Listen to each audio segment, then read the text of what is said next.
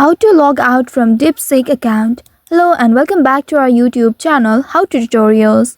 In today's video, I'm going to show you how you can log out from your DeepSeek AI account. In order to do so, first of all, ensure that you are already signed in to your account. Open your application on your mobile device first, and here, once you are signed into your account, you will land on this page. In this page, at the top left, you will be able to see this two bars icon. Simply tap on this icon and this will open up the side menu. At the bottom left corner of your screen, you will be able to see your profile name and the icon. Simply tap on it and now you will be taken to your profile page. In this page, you will be able to see logout option at the very bottom. Simply tap on this logout and then a pop-up will appear. Here it says logging out won't delete any data.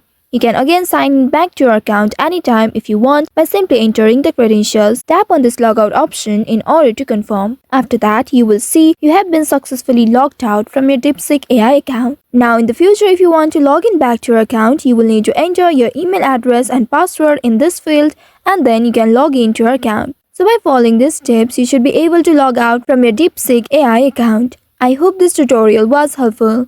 If yes, don't forget to like, share and subscribe to our channel. Also hit that bell icon to never miss any updates from us. Thank you for watching.